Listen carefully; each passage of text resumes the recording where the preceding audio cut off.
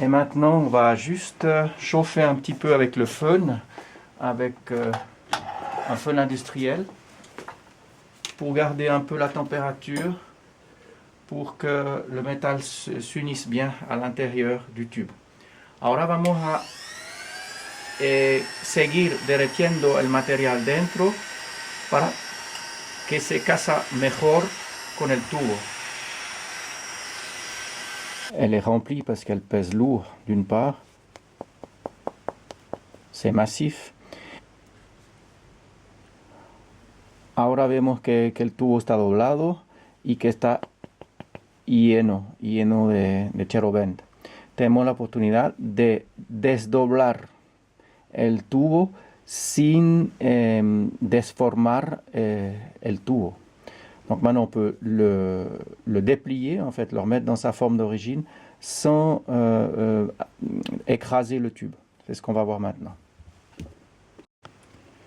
Maintenant on va voir les différentes déformations. Je vais utiliser la table, mes mains simplement pour déplier le tube. Ahora solo al ver cómo está deformado, voy a utilizar la mesa y la fuerza de mis manos para enderezar el tubo.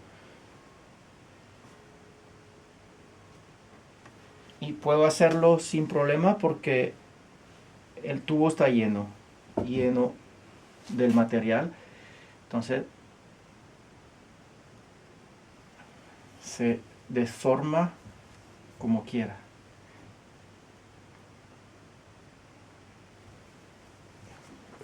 Veo que ahora estoy en mis marcas, lo pongo en la soldadura y veo que estoy justito como estaba.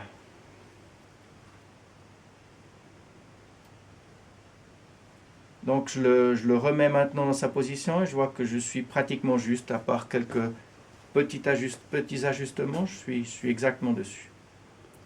Voilà, avec le travail du cherobend, très facile. Solo con la secadora. Là, je sors donc le cherobend du tube, juste avec un fun industriel.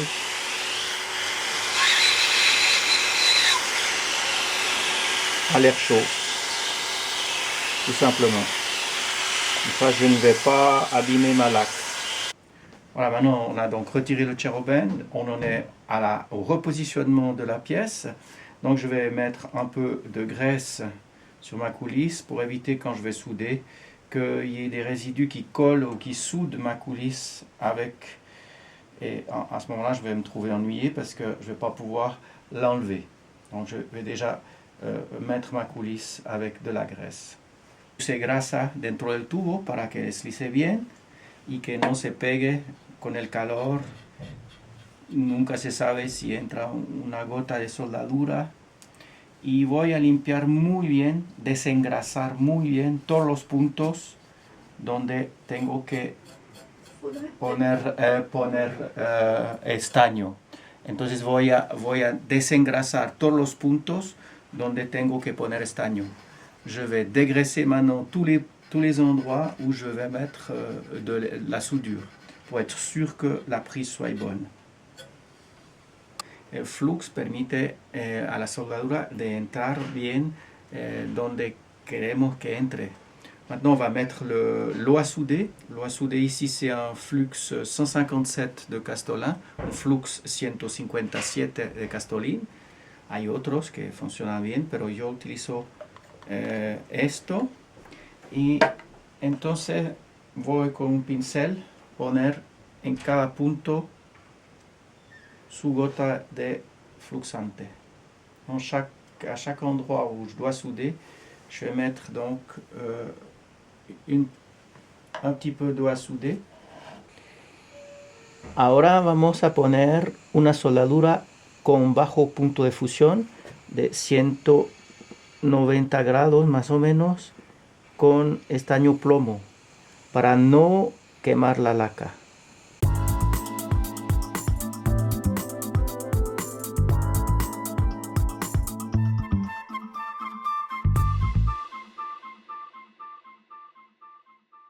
Ya tengo mi soldadura sin quemar la laca.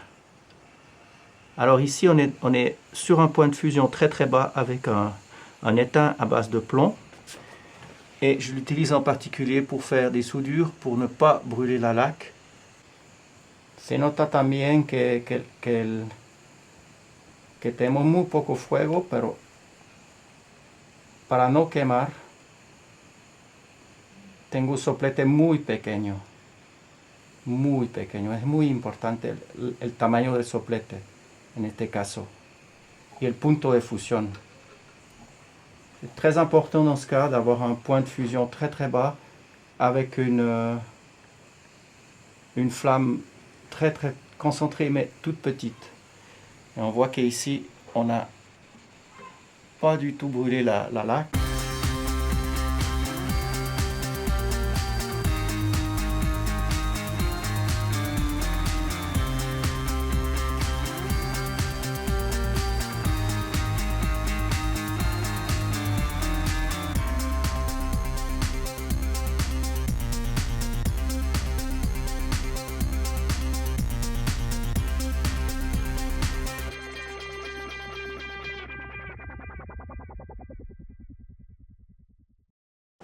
Eh bien, nous y voilà. J'espère que vous avez appris beaucoup de choses aujourd'hui avec nous.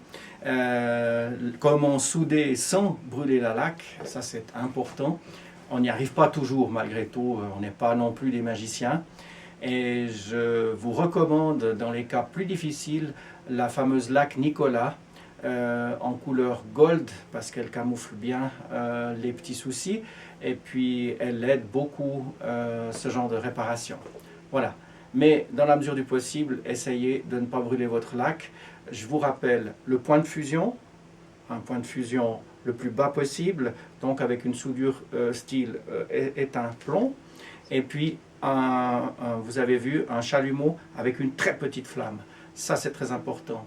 Donc soudure étain plomb, chalumeau petite flamme, avec, ne pas oublier, l'eau à souder liquide, et qu'on doit mettre uniquement sur le point à souder parce que quand elle coule, elle peut également endommager la laque. Voilà, j'espère que vous avez donc apprécié notre cours de Rigo et moi.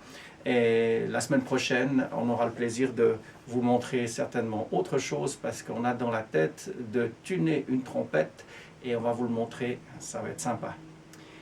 Bueno, lo repito un poco en español. Espero que ustedes aprovecharon mucho de la lección de hoy, cómo hacer una soldadura sin quemar la laca.